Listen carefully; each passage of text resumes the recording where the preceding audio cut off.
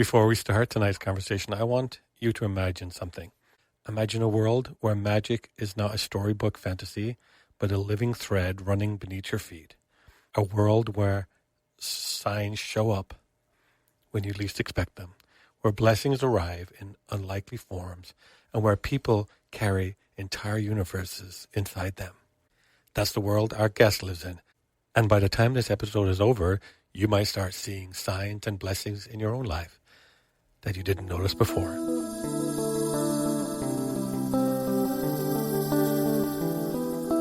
This is Doyle. You're listening to Spirit Talk Show, Bedtime Stories for Grown-Ups.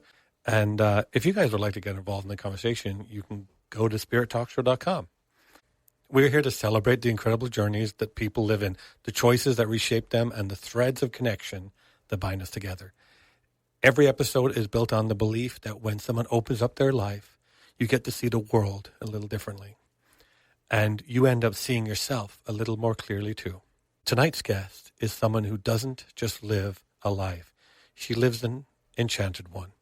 Kirsten Rudberg is an author, a podcast screenwriter, clergy member, spiritual explorer, and storyteller whose world is woven together by wonder. Her childhood unfolded across Guyana and Pakistan, steeped in the Islamic call to prayer and shaped by friendships with kids from every culture and creed. She calls herself a panentheist, someone who sees spirit everywhere, in everything, in everyone. Her work, from her books to her animated series to her podcast, Bite-Sized Blessings, all orbit the same truth. Miracles and magic still happen. And if you're willing to listen to the universe is always speaking. The conversation is about creativity, bravery, sacred curiosity, global childhoods, walk the Camino, and the art of noticing the blessing hidden in everyday life. Get ready. Kirsten's energy is bright, bold, and impossible not to get moved by. Thank you so much. It's Kirsten, right? Yes. Okay. Thank you so much, Kirsten, for coming on. You've done so much. You've growing up across continents, walking the Camino, which I won't want to do, writing books, and that ended in George R. R. Martin's bookstore, right? Wow. Yeah. So, it feels like I almost need a passport to talk to you here. You've done so much. Wow. Thank you. Yes, I have. I'm tired. She's tired. Okay. And I believe you're a writer too. You've written screenplays and you've written books, of course, right?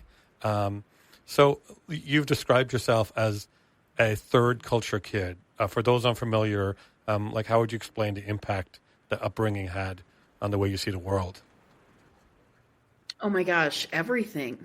I have told many a podcaster in the past that I'm eternally trying to recreate the sandbox of my childhood, which was, I went to an American school. So with kids from Vietnam, from Germany, from Canada, everywhere, from all over the world. And that was kind of the best.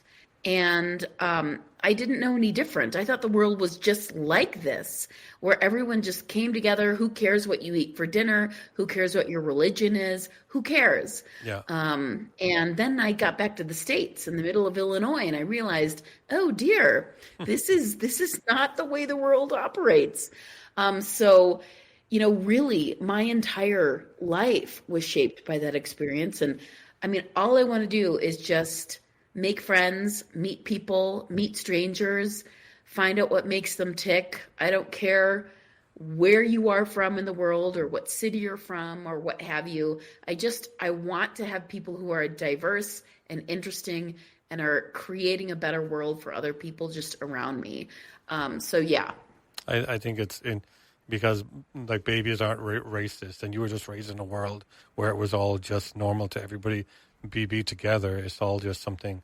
It makes me kind of sad that this thing that is planted into the people's hearts. Wow. So now I might pronounce this wrong. So you identify as panentheist, is that right? Oh my God, you did perfect. Panentheist. Well, yeah. Clicks. Z formation. Clicking. How would you describe that to people who only know traditional religious languages? I said that question so smoothly, didn't I? It was perfect delivery. So how would you describe like panentheist to people? You Okay. you like my delivery there? My like perfection, Yes. like like De Niro perfection. Oh, I'm sorry. Go ahead. I thought it was impeccable. So, Yes, it was good enough. let's see how I would describe it. You know, the easiest way to describe it is that I think everything is conscious and aware. Okay. So that means, you know, trees, plants, insects. You know, I was a beekeeper for several years. I knew the bees were smarter than I was. And so for me, because everything's conscious, we can communicate with it, or we can have some sort of relationship with it, as long as we can, you know, step back a little bit, dial the ego down, realize we're not the most important thing at the center of the entire world or universe, and have a little humility. So yeah, I basically think everything is sentient and conscious and wants to have a conversation or a relationship. Oh yeah, and it's sacred too. Everything is sacred as well. So my brain, and excuse my math brain, because my brain goes to the nth degree when I hear something like that. I'm saying like these glasses, the cell phone, things that we throw away in the trash, things that we destroy. They're sentient things that we are destroying, and we're killing an individual every time we burn trash and stuff. Am I understanding it incorrectly? Well, like for example, your cell phone, right? There's a lot of rare earth minerals in your cell phone that help it to function and work. And those minerals came from the earth, Yeah. obviously. And so, yes, I would say that those minerals are very conscious and sacred before we dug them up. Your glass is the same thing, right? I mean, glass is basically polished sand. Um, well, that's actually glass. I don't know if your glasses are plastic or are Yeah, they they're probably glass. plastic. Anyway, Cheap. um, did you say you're cheap? No, I said whatever my cheap like vision insurance allowed me to get. Whatever my teacher Okay. insurance said, yeah, take these ones for like the bottom shelf. They pull some drawer open, and the bottom shelf, I take a pair of glasses. You can pick from these three. That's basically, Yeah. yeah, that's basically what I do. Um, so, so do you think that miracles are rare, and we just are too distracted to notice them every day? That's a great question. So I've had, you know, my podcast, some pretty insane stories from people who've had these experiences that have changed their lives forever. And so, you know, there are these massive events that happen in our lives that, you know, like seeing a ghost, for example, Hmm. or having a near-death experience. Those things absolutely change people forever because you get a glimpse of something that, you know, in our culture, in our society, you know, a lot of scientists will say, oh, you're hallucinating. There's a lot of controversy with NDEs and indeed ghosts. But these people who've had these experiences, you cannot convince them otherwise Yeah. that something, you know, magical didn't happen. I do think, you know, it would behoove all of us probably psychologically if we viewed every day when we woke up, just the fact we woke up is kind of a miracle. Um, you know, that we can go and to our pickup stores and buy a coffee is a miracle. Meeting a stranger and having a great conversation for me is a miracle. I think if we take the grandiose out of that description and we understand that, you know, every day and every moment is really special and wonderful, if we view it that way or that has a potential to be that way, life would be a lot more enchanting and maybe easier and maybe more fun. So, what does creativity feel like for you? Is it a discipline, a gift, or is it a conversation with something bigger? Oh gosh, I always describe creativity like I'm being nagged to death by a really annoying energy that I don't understand because I Hmm. am lazy. And so I would rather sit on the couch or lay in bed than do anything Hmm. and binge or read a book or whatever. You know, I really do believe in the muses because I'll just have an idea and it'll just come on me and I'll say, no, I'm not going to do anything. No, I'm not going to do anything. And then suddenly I will feel it in my body. And that muse is saying, I mean, it is like a nag. It's a horrible, horrible nag. If you don't get this out now, I'm going to disappear. I'm not going to be around. And so I finally, begrudgingly and kind of like a jerk, sit down and actually do it. But no, I'm a whiner. I'm a huge whiner. Yeah, I mean, just to put that out there. That's you get along with Howie. Okay, so he's not a whiner at all. But I just got to give him. I got to give him shtick.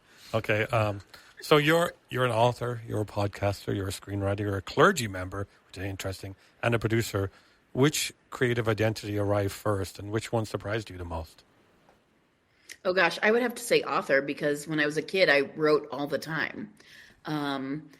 I wrote poetry, I wrote books, I loved writing. I wrote all the time. Now, I didn't publish, but I would say writer came first. Podcaster came because I graduated from seminary with my Master's of Divinity right as the pandemic started. And there were no jobs anywhere. And so that summer, I just thought I need to use my time. I mean, I thought maybe just start a podcast along with 3 million other people during the pandemic.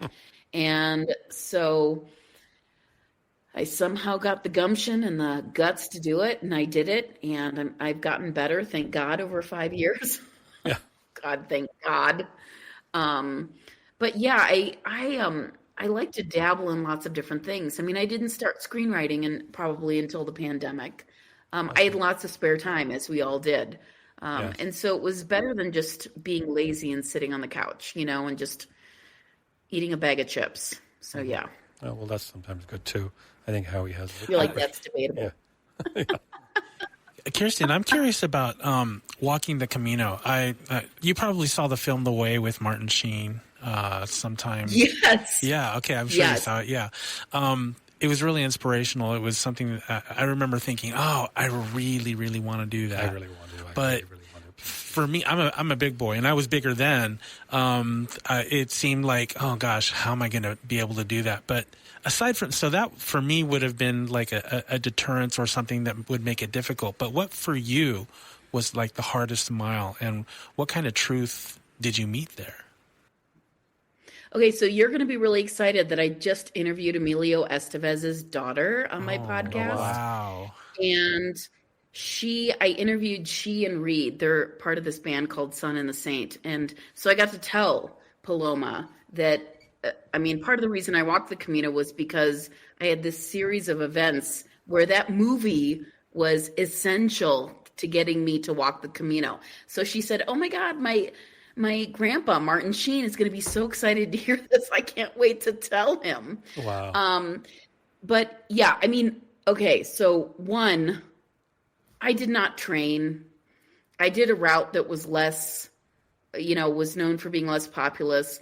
I also ended up walking during France had like the worst weather it had in 90 years that year. And so basically everyone quit. And I'd already chosen a route that was kind of solitary. So everybody quit. I was like the only person. And a lot of the auberges and hostels closed because there were no pilgrims because the weather was terrible. So one of the things I learned was that I can do hard things. I took a ship from Miami to Barcelona, took 3 trains to southern France, walked from southern France up to northern France, never walked the Le Puy route, because it was a party route, and I thought no. And then I walked along the Spanish coast where I ended up becoming profoundly dehydrated. Never got to Santiago, but that's okay. Let me tell you about how kind and loving the French people. I walked through such solitary countryside. There were only small villages. People were so kind to me. They were so good to me. I had so many people give me free food. I think they said, okay, are you walking alone? And I would say yes. And they're like, are you scared? So no, I absolutely felt like I was supposed to do it. It felt like a part of my life. It felt like a journey that I was supposed to show up for. And I showed up for in every lifetime I've ever had. It was scary at first. Like when I was on the ship, in the middle of the Atlantic, I thought to myself, am I insane? Because it took 11 days to get over to Europe. Oh my God. I got really scared. And then I thought, you know what? I don't think I would be doing this if I wasn't meant to be doing it. I'll be safe. Nothing bad will happen. But I mean, I learned I can do hard things. I learned that I can trust my intuition because I just was firmly convicted that I was supposed to walk and I would be safe.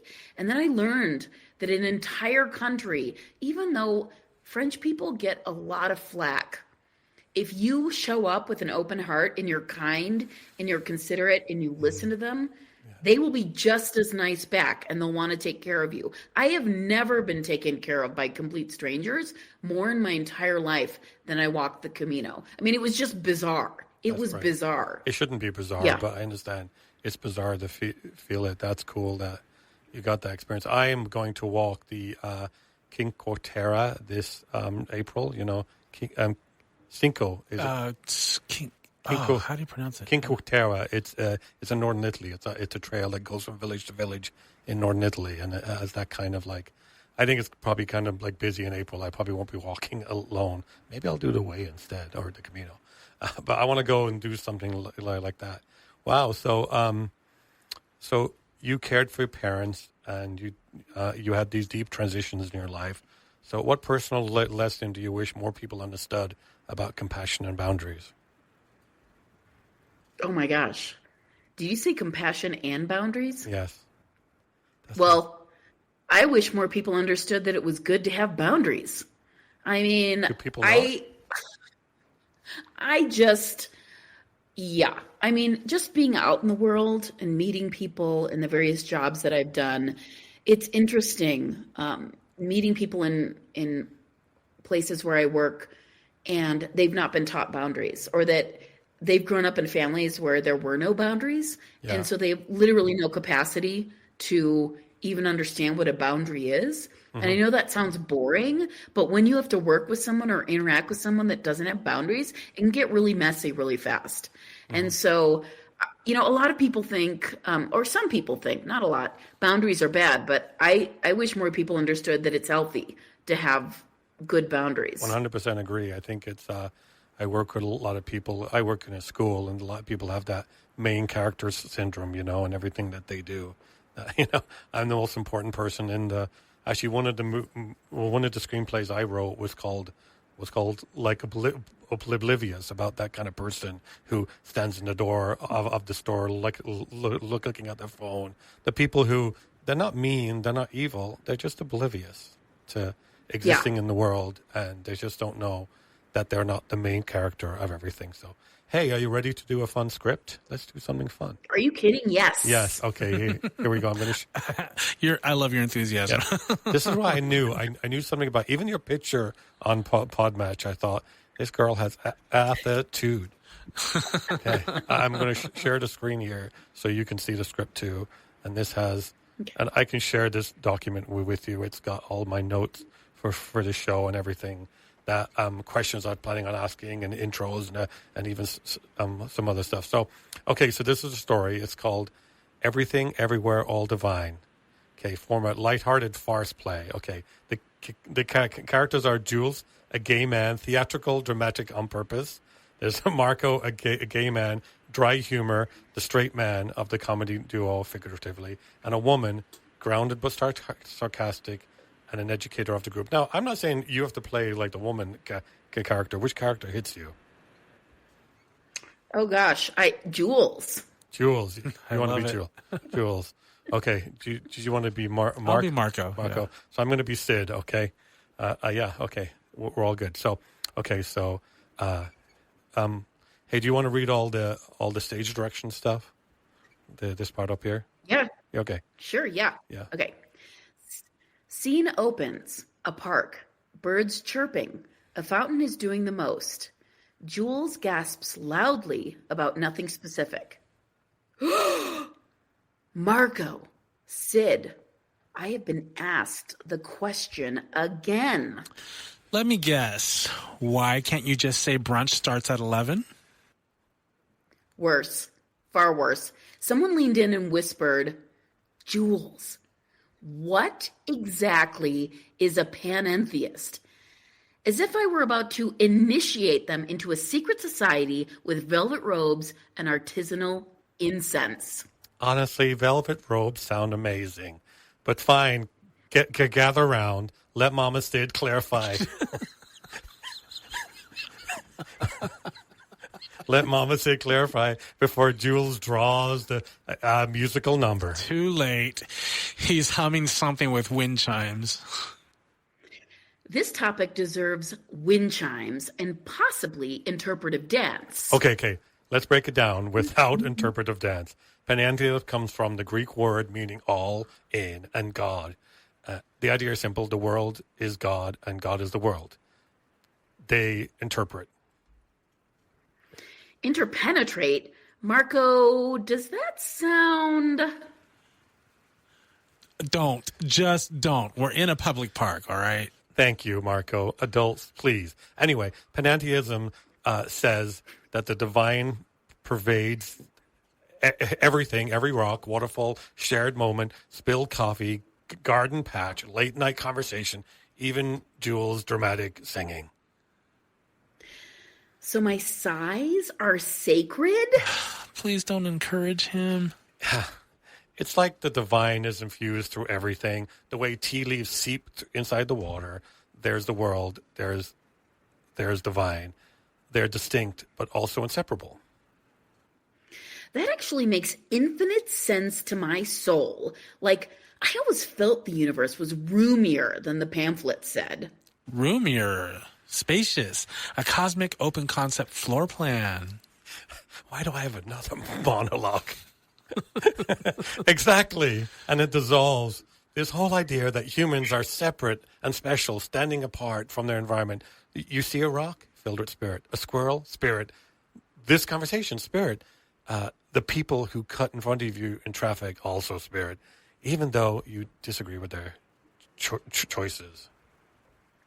So everything is magic and energy and intention and connection? Yes, and grounded in the mutual love and respect. If God is both with and without, the ideas of hatred and judgment becomes pointless. Just hating something that is, in the real sense, part of you. That's deep.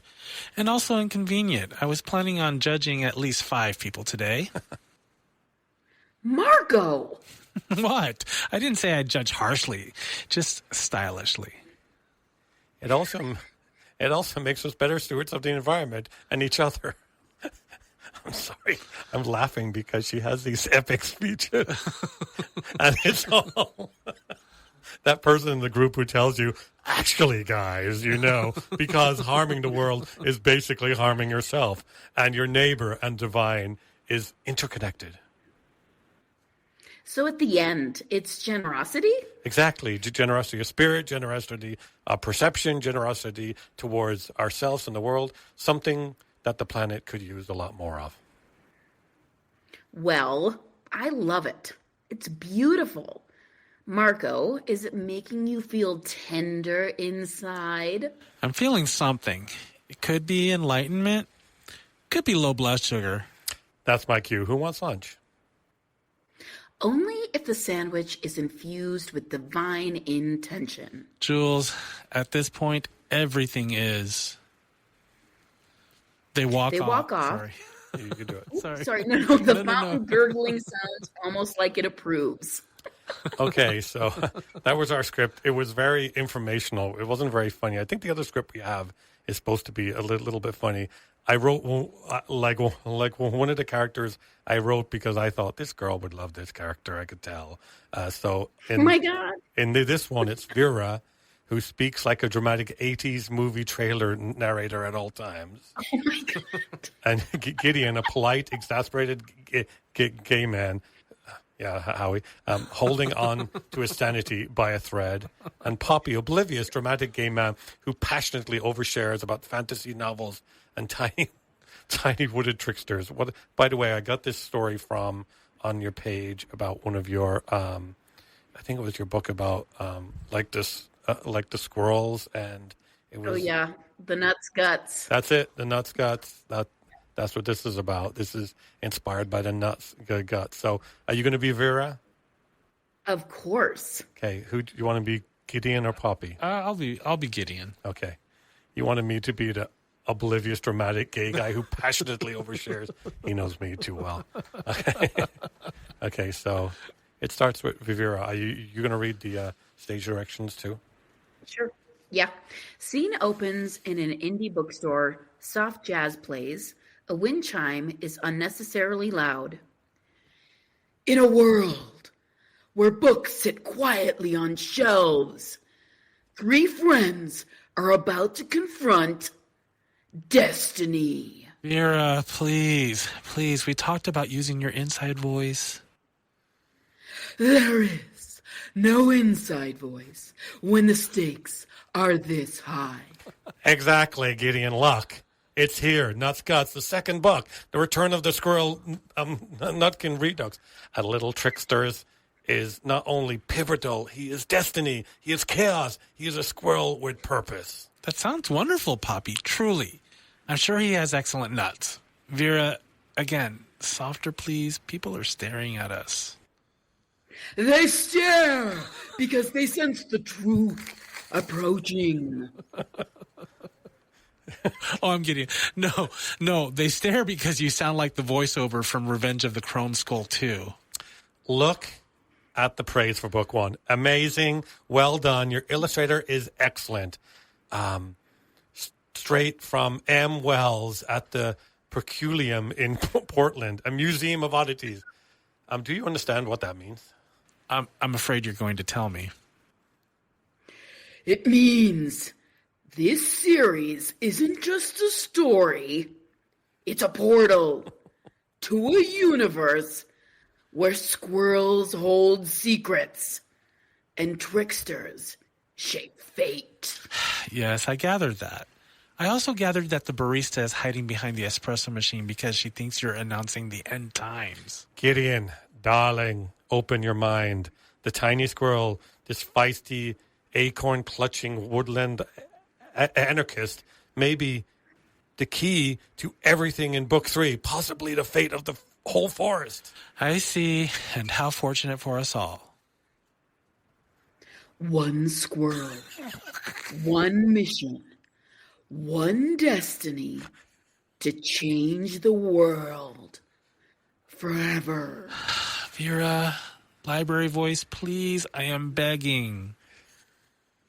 In a world where Gideon begs, the voice remains unstoppable. Honestly, I love it. It gives everything a sense of danger. Like this book isn't just a book, it's a prophecy. I'm starting to think the prophecy is about me losing my ability to remain polite in public.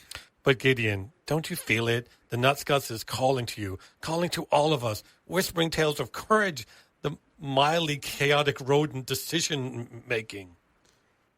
This fall, courage comes in small, furry packages. That's it. I'm done. I'm leaving. I refuse to be a part of a trailer for a squirrel memoir. But Gideon, destiny follows you, even now.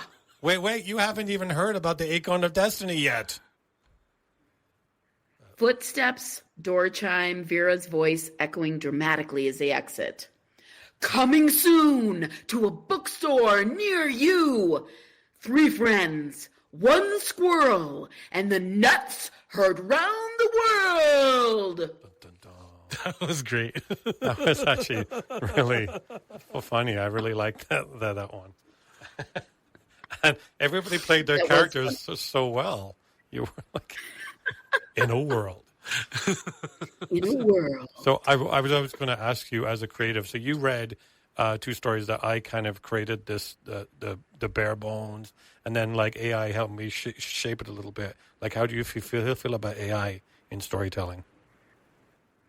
You know, don't poke me in the eye, but there's something for me that is so essential about the partnership with the muses or that creative force. Yeah. And also, there is something about the pain and suffering about trying to create a work of art, whether it's a painting or a sculpture or writing. And I fear with AI that we're going to lose a lot of individual and really beautiful, I don't know, you could say voices, if you're talking about writing or minds, creative minds with AI. It's not that I believe in the suffering, but I think that each of us is unique and we each have a unique voice, whatever we're going to bring into the world.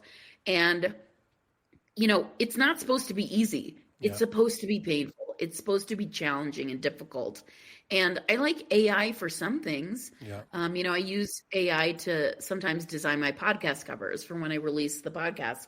But that essence, the essence of who you are, the essence of the way you connect to the muses or source or whatever you're channeling or trying to bring in the world is just something that shouldn't be messed with. Yeah. I'm a little bit of a Puritan. I'm puritanical about it. I think it depends what you're using it for. I accept that if it's doing the creation part, but for people like me, I'm using the AI. My purpose is not the story. My purpose is the connection. So I'm using this AI to help people connect. And I think that anciently, if you think about us as an ancient people, like storytelling was a big part of our community building. So that's what I'm trying to keep up that tradition. So that's why I'm not really, it's not about, killing myself to ride the Tour de France of writing a book. It's about the bringing people together with storytelling. That's my goal here. Totally. But I understand that it is, I understand it's concerning for some people, and it's getting better even since I started this show. I mean, I've been doing the show now for 3-4 years, and at the beginning it was pretty rudimentary, and now, because AI is getting better every day. Every day. The AI that we have right now, 5.1, like ChatGPT has about 180 IQ. So, and the one before it had maybe a 90 IQ. So it's going, it's going to grow. It's the only thing that humans have created that's going to be smarter than us. I mean, not in all aspects, of course, but it's going to have more intellectual knowledge than us, and which is scary. The first thing we created that will be smarter than us, that is, well, except for our kids, I guess. So what we do is we research you, we collect all your stuff we go to your website, we listen to your podcast, we download some of the transcripts of your podcast, and we do all this research. We collect this document together, and then we put it into AI and say, please create a tribute story and poem to this person. So this is your tribute to the story on the screen here. Would you like to read it? Would you like to have the velvet voice of Howie read it? Then we're also going to have the poem. Oh, I would love to hear the dulcet tones of Howie, please. Dulcet tones. Wow. He actually has fans now. There's people actually write comments and say, "Oh, the velvet voice of Howie." I'm like, and he's a bit of a diva now, though. Too. His microphone wasn't right today. His chair wasn't right. He couldn't find this. He couldn't find that. Couldn't find the right headphones. I'm teasing him. He's not like that at all. He's not a diva. So, okay, go dulcet tones. Cue. Right. Tonight, we honor a woman who carries a worldview stitched together with wonder. Kirsten Rudberg lives a life where the sacred is not distant. It's woven into every moment, every encounter, every breath. She grew up in places where cultures meet, where prayer rises like morning light, and where humanity reveals itself in 1,000 colors. She took that childhood not as a burden or an oddity, but as a lifelong gift. And she turned it into art, into ministry, into stories, into a presence that reminds people the world is still enchanted. Her work spans pages, screens, pulpits, and microphones. She writes to make us kinder. She creates to make us more awake. She listens for the universe, and in doing so, helps others hear it too. Kirsten embodies the belief that miracles aren't myth. They're daily companions waiting to be noticed. And tonight on Spirit Talk Show, we honor the writer, the seeker, the spiritual adventurer who uses her voice to remind us that magic is real, that connection is sacred, and that we are all part of something larger than ourselves. What do you think of that?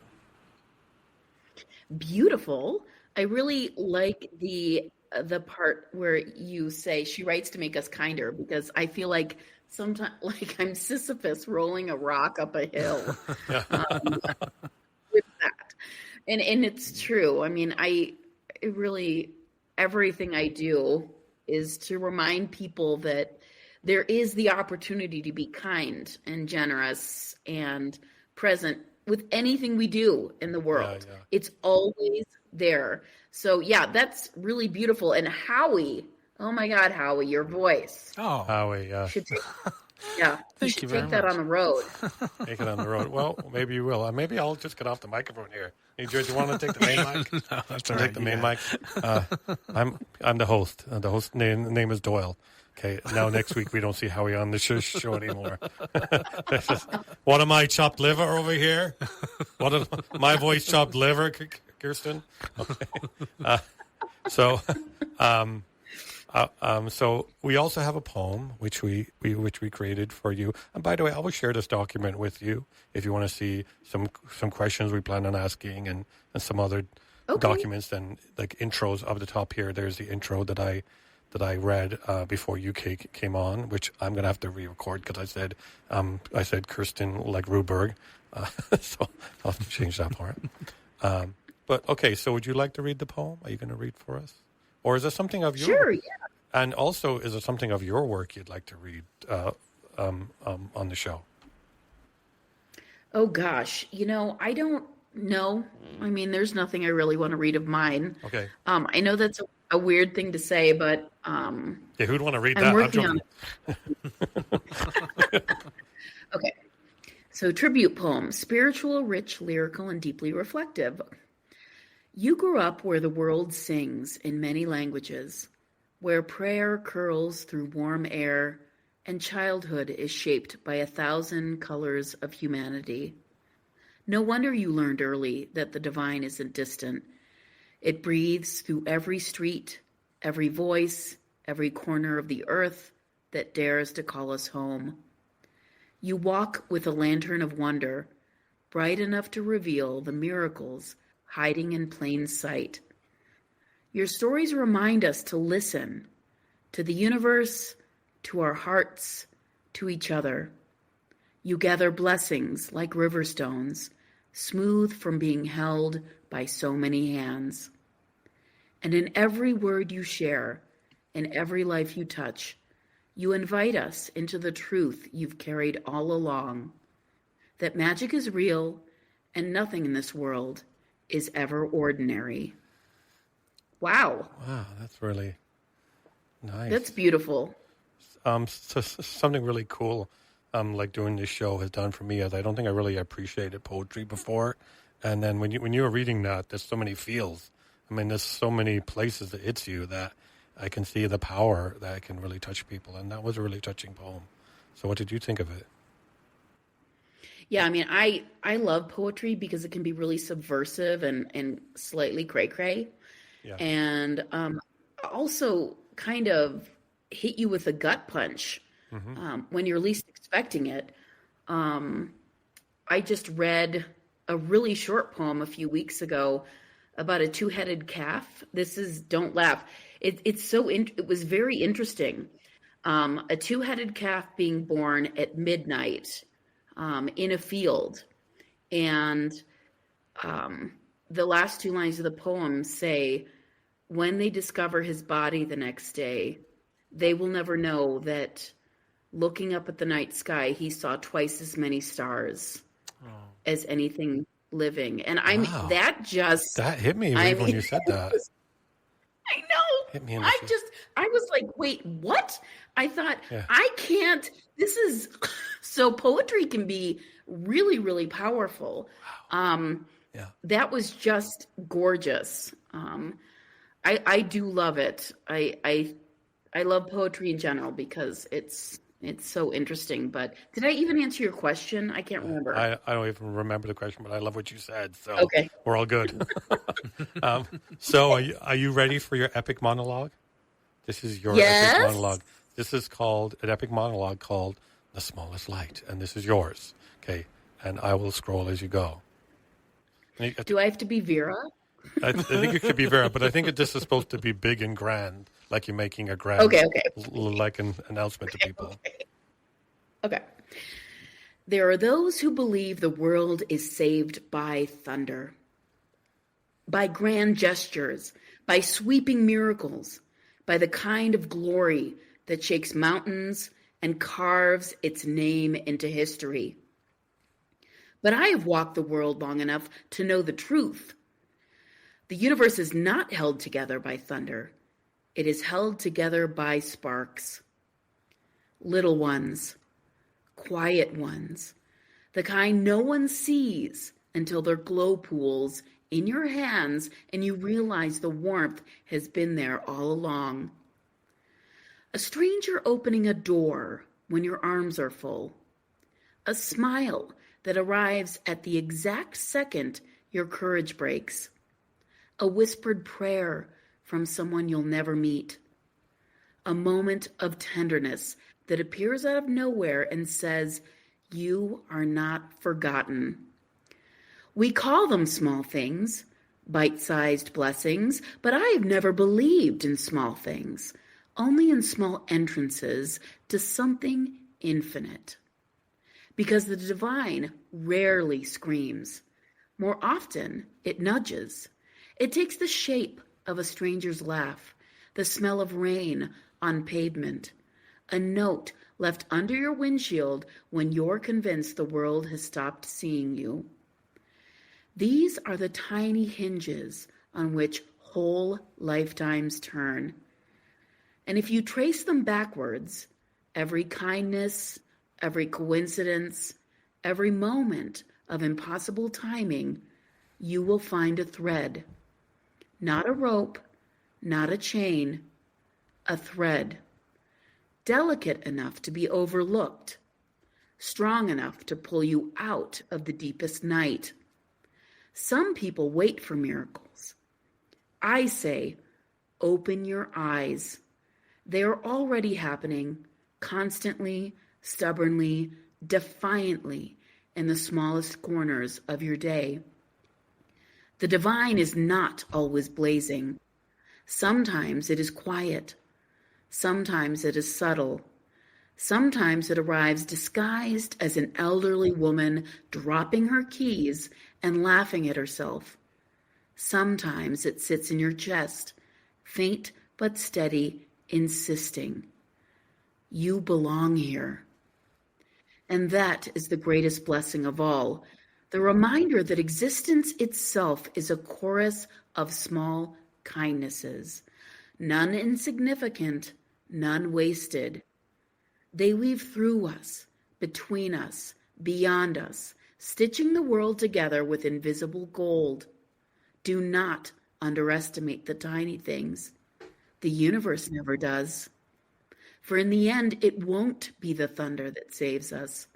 It will be the sparks, the little lights we pass to one another, one moment at a time, until the whole world shines. Wow, I'm a little verklempt. It's because I think it's a testimony to your work and your heart that when AI gets your work fed into it, this is the kind of stuff it produces, and it's the gut punching, the feels, it's deep. I think it's very cool. What did you think? Well, I was wondering if the AI got verklempt as well and was kind of like, this is too much. Yeah, who's and this? I don't know if I can do it, but I'm going to try. Who's this woman? I'm going to try something here. Wow. So what is your, for people who are listening, which are my biggest listenership are male, and they are between the ages of 25 to 40. And, of course, I got listeners. So what's the message to these people? Based on the monologue or just in general? I mean, based on you, your work, your philosophy in life. Oh, gosh. I would say, really what I'm trying to say is never lose hope. Honestly, I know that it just sounds so trite, but the world we live in now is it can be so dark. I talk to so many friends who are going through such terrible things. from the loss of a sister-in-law to brain cancer at age 42 to a friend who just had her fourth heart surgery and she's 45. So, we can all be of service to each other every single day and show up for each other every single day. And even the smallest ways, like buy a coffee for someone who is houseless, or even acknowledge their presence and say hello because they matter. They're a human being.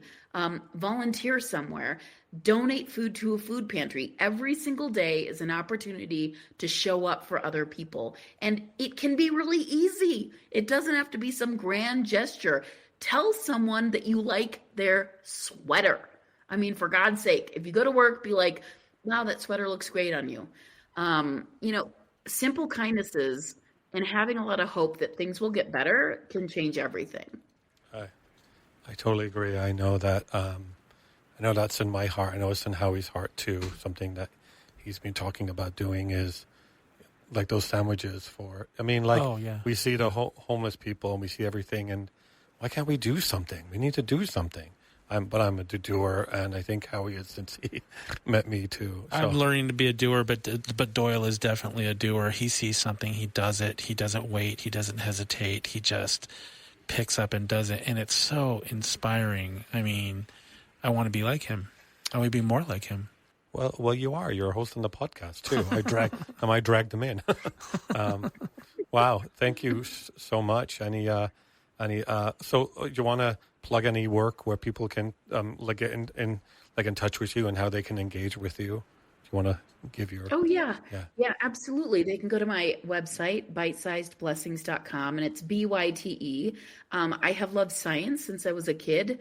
Love science magazines, and so every episode that I release, I consider a little pocket of information. So even though my show is about spiritual and ineffable things, I bring the science, the love of science in there as well. And my podcast, Bite-Sized Blessings, if you ever feel low, I have lots of great stories from humans all over the world about things that have happened to them that just really you can't explain. You just can't explain. So, it's a good place to go when you're losing a little hope. We should have told us. Like those stories sound perfect for the show. You should have read a few of those. Well, then you'll have to come back and read some of those stories. So let me do my little closing monologue here, and then we'll say goodbye. So thank you for spending time with us tonight. Conversations like this, ones that wander through wonder, creativity, spirit, and the quiet miracles we forget to notice, are reminders that life is so much bigger and softer and more connected than we sometimes allow ourselves to believe. Kirsten Rudberg doesn't just talk about magic, she lives it. And if her words opens something in you, a memory, a curiosity, a little spark, that's the invitation. Follow it. Let it take you somewhere new. And as you move through the rest of your day or your night, keep listening for the gentle ways that the universe whispers. It's in the unexpected moments, in the tiny graces and the sparks, just that you almost overlook. That's where the real blessings hide. Until next time, take care of yourselves, take care of each other, and keep your heart tuned to the wonder that's already here, waiting for you to notice it. Thank you for listening. Say goodnight, Howie. Good night, Kirsten. Thank you so much for coming on. It was a pleasure to have you. Any closing thought, Kirsten? No, I've just loved this conversation, and I actually like myself a lot more after reading what AI thinks. Oh, wow. So thank you. That's great. I think a lot of people appreciate you and like your work, and I think we don't always see it. The mirror is harsh, right? Our own mirror is harsh, right?